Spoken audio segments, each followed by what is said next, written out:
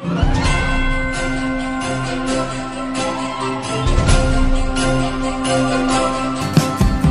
wish you a Merry Christmas. We wish you a Merry Christmas. We wish you a Merry Christmas and a Happy New Year. Guys, ma'am तो चली गई. आज इतना headache हो रहा था एक छोटी सी टॉपिक के लिए. ओए लिविन, अभी तो तेरा फेस्टिवल आ रहा है, क्या तैयारी की है इस बार? अरे ब्रो, दिस टाइम कहाँ का सेलिब्रेशन? देखा ना कोविड की वजह से कैसा सेलिब्रेशन होगा. No church celebration, no family gathering. यार मेरा तो दिमाग खराब हो गया है. अरे यार, इस साल भी स्कूल से no Santa's gift. Oh God, I am so sad. Jeril, तू हर साल केक्स और कुकीज लेके आता ना क्रिसमस में. This time we will also miss this goodies यार. By the way Livin, Christmas क्यों मनाते हैं? सिर्फ एक बच्चे के जन्म होने पर इतना बड़ा प्रोग्राम क्यों? हाँ जी, क्या तुम बता सकते हो क्रिसमस क्यों मनाया जाता है? यार ये तो बहुत बड़ा स्टोरी है, टीचर आएगी तो क्या बोलेगी? चिल गाइस, मेरे पास एक वीडियो है बेस्ड ऑन जीसस की life and why we celebrate Christmas. So ma'am के आने से पहले मैं स्क्रीन शेयर कर लेता हूँ. Let's enjoy it. गाइस, कोई रोने वाले क्लिप्स तो नहीं है ना, क्योंकि you guys know how sensitive I am. Oh please. So guys, here it is. Mariam नाम की एक स्त्री है, one of the main character, and उनका मंगेतर यूसुफ अनदर मेन कैरेक्टर. एक दिन एक स्वर्गदूत मरियम के सामने आता है और हे मरियम, भयभीत ना हो, क्योंकि परमेश्वर का अनुग्रह तुझ पर हुआ है. देख, तू गर्भवती होगी और तेरे एक पुत्र उत्पन्न होगा. तू उसका नाम यीशु रखना. वह महान होगा और परम प्रधान का पुत्र कहलाएगा. और प्रभु परमेश्वर उसके पिता दाऊद का सिंहासन उसको देगा और वह याकूब के घराने पर सदा राज्य करेगा और उसके राज्य का अंत न होगा. तो यूसुफ का क्या? अरे रुको, तो थोड़ा शांति रखो. फिर वही स्वर्गदूत यूसुफ के सपने में उसको दिखाई देता है. हे यूसुफ, दाऊद की संतान, तो मरियम को अपनी पत्नी बनाने से मत डर, क्योंकि उसके गर्भ में जो बच्चा है वह पवित्र आत्मा की ओर से है. वह पुत्र को जन्म देगी और तू उसका नाम यीशु रखना, क्योंकि वह अपने लोगों का उनके पापों से उद्धार करेगा. यह सब इसलिए हुआ कि जो वचन परमेश्वर ने भविष्यवक्ता के द्वारा कहा था वह पूरा हो. ओके. उसके बाद फिर वो दोनों अपने नगर नासरेत की ओर जाने लगे. तब उधर सेंसस का काम चल रहा था. उस समय मरियम गर्भवती थी. एक minute, stop. She was pregnant and they were travelling. Oh my god, that's so harsh. Do not disturb. Okay guys, ठीक है. फिर वो लोग वहां पे पहुंचने लगे. उन्हें जगह नहीं मिली. जब उन्हें जगह मिली वो भी गौशाला पर, और वहां पे यीशु का जन्म हुआ. What? एक गौशाला में? Oh my God, that's so gross. फिर उस बेबी को मिलने के लिए पूर्व से मैगी लोग आए थे. उन लोग एक तारे के सहारे यीशु के पास आ पहुंचे. ओ, उसका मतलब उस जमाने में मैप नहीं था. गाइस, बी सीरियस यार. और वो लोग वहाँ पे पहुँचने से पहले वो गलत एड्रेस पर पहुँच गए, वो भी वहाँ के राजा के पास. That was so disaster. What do you mean by disaster? जब वाइस मैन ने वहाँ के राजा को पूछा कि नया जन्म हुआ राजा कहाँ पे, तो वहाँ का राजा गुस्सा हुआ और आज्ञा बोला कि 2 साल के बालकों को मार दिया जाए. Oh my God. फिर वो वाइस मैन जाके यीशु से मिलते हैं और उन्होंने वहाँ पे जाके यीशु को दंडवत किया और भेंट चढ़ाया. अरे थोड़ा जल्दी फॉरवर्ड करो ना, नहीं तो मैम आ जाएगी. जहाँ कुछ अच्छा काम होता है वहाँ मैम जल्दी नहीं आती. लिविन, तुम कंटिन्यू करो. और जब बच्चों को मारने का ऑर्डर आता है तब स्वर्गदूत यूसुफ के सपने में कहता है यहाँ से चले जाओ और यूसुफ मरियम और यीशु के साथ चले जाता है। थैंक गॉड बेबी जीसस बच गए। फिर जीसस धीरे धीरे बढ़ते गए और वो अपने माता पिता के आज्ञाकारी थे और उनके पिता एक कारपेंटर थे। वो भी उन कामों में मदद करता था और वो परमेश्वर के अधीन में थे। I think Jesus was a great kid. Yes. फिर समय के साथ यीशु बढ़ता गया और वह बहुत ज्ञानी थे। Fast forward at the age of 30 Yeshu ने बपतिस्मा लिया। फिर उन्होंने लोगों को परमेश्वर का सुसमाचार सुनाया और उनके साथ उनके चेले भी थे। You mean followers? यस, उनके 12 चेले थे। और उसमें से एक धोखेबाज निकला। मतलब क्या है तेरा? मेरा मतलब अरे है रे, कि रुक, अभी नहीं बोलना, आगे जाके उनको खुद ही पता चल जाएगा। उप्स, आई एम सॉरी, मैं तो भूल ही गया था। अरे क्या तुम दोनों अकेले अकेले बात कर रहे हो? कोई प्रॉब्लम है क्या? नो नथिंग, कुछ नहीं, लेट्स कंटिन्यू। फिर जीसस के बैप्टिज्म के बाद उन्होंने बहुत से मिरेकल्स किए। Excuse me, miracles? You mean MIRACLE miracle? Yes madam, शुद्ध हिंदी में बोलूं, चमत्कार। मुझे समझ में नहीं आया। Yes, he did many miracle. यार ये स्टोरी तो बड़ी मज़ेदार है। बच्चा गौशाला में पैदा होता है, फिर बड़ा होकर अपने पापा को मदद करता है, फिर अब चमत्कार। आगे बोलो जल्दी। कैन यू टेल मी कौन से चमत्कार थे? ओके, तो उनका फर्स्ट मिरेकल ये था कि उन्होंने वाटर को वाइन में कन्वर्ट किया। What? Yes, that's so cool. ये तो कुछ भी नहीं, उन्होंने इतने सारे मिरेकल्स किए कि सारे बाइबल में लिखने जाए तो नहीं होगा। Are you serious? यस, उन्होंने अंधों को आईसाइट वापस दी और गूंगों को वापस बोलता किया। और सबसे कूल मिरेकल बोलूं तो उन्होंने डेड को वापस जिंदा किया। व्हाट? यार सब कुछ मैं मानता हूँ, और मृत को जिलाना इम्पॉसिबल। उसके बारे में मुझे बोलो।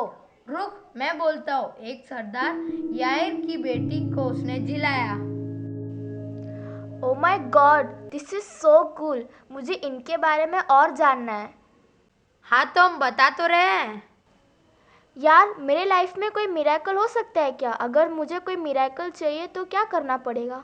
तुमको विश्वास करना पड़ेगा और तुम जो मांगोगे वो तुम्हें मिलेगा। मतलब? Should I tell you what Jesus told about faith? Yes. Yeshu Masih ने अपने जीवन काल में स्वर्ग राज्य के विषय में बताते हैं और दृष्टांतों में कहा। उनमें राई की दाने के बराबर कहते हैं कि अगर एक सरसों का दाना के बराबर भी तुम्हारा विश्वास हो तो तुम यह पहाड़ से कह पाओगे कि यहाँ से उखड़कर वहाँ जा, तो वैसा ही हो जाएगा।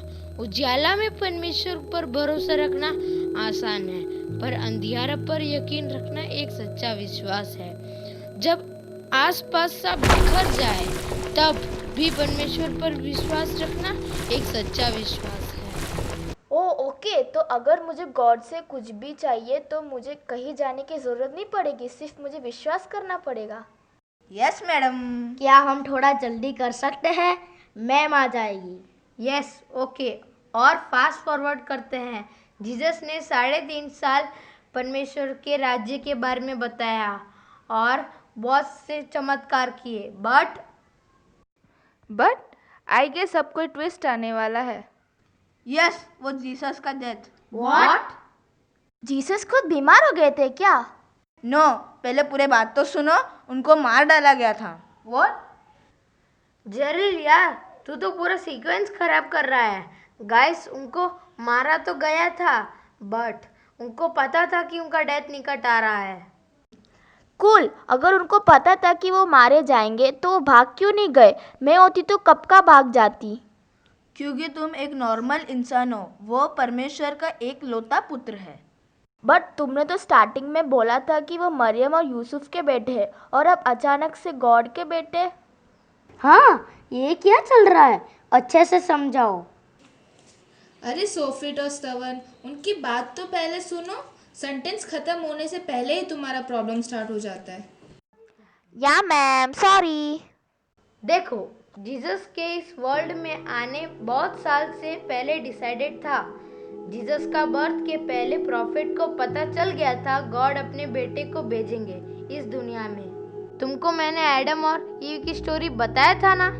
यस, तुमने बोला था कि शैतान का किया कराया था वो सब। ओह यस, तब तुमने बोला था कि परमेश्वर ने सांप को श्राप दिया था कि तुझे मनुष्य का बेटा अपने पैरों के नीचे कुचलेगा। यस, थैंक गॉड, तुमको इतना तो याद है। Oh okay, so hold up, उसका मतलब ये है कि वो मनुष्य के पुत्र के बारे में बात हो रही थी, वो जीसस है? यस सोफी, तू तो बहुत इंटेलिजेंट निकली।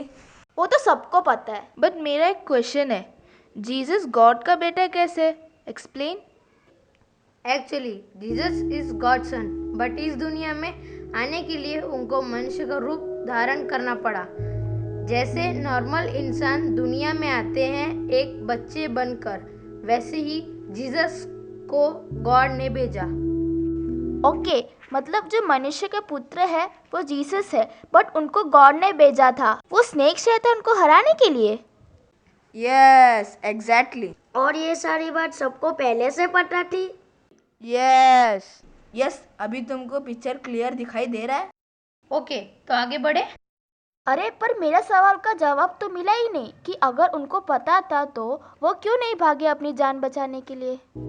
बिकॉज गॉड ने उनको इस दुनिया में भेजा ही इसीलिए था कि वो आए, फिर लोगों को गॉड के बारे में बताए और उनके पापों के कारण उनकी डेथ होगी।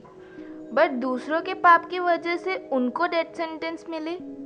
वो एक मेमने के रूप में इस दुनिया में आए थे। मानव जाति के पापों के कारण उनका मरना अवश्य था। जैसे बाइबल में लिखा है कि पुराने जमाने के लोग माफ़ी मांगने के लिए एनिमल्स के बलि चढ़ाते थे, वैसे ही यीशु मसीह मेमने के रूप में इस जगत में आए ताकि पापों से मनुष्य को छुटकारा मिले। ओह, दूसरे की वजह से जीसस को मरना पड़ा? अरे पर अगर तुम बोल रहे हो कि वो गॉड का बेटा है तो उन्होंने गॉड को बोलना चाहिए था ना कि मुझे मरने से बचाए। बिंगो, मैं भी यही सोच रही थी। हाँ, बोला तो था ना। कब? हमें तो तुमने बताया भी नहीं। बता रहा हूँ, रुको।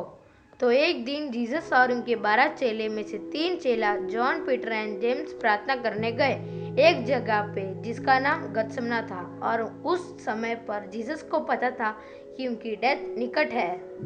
व्हाट? बिट्रेयर? तुम्हारे कहने का मतलब क्या है? एक मिनट, तुमने कब का बोला था कि उनके चेले में से एक धोखेबाज निकला? क्या हम यहाँ इसकी बात कर रहे हैं? यस।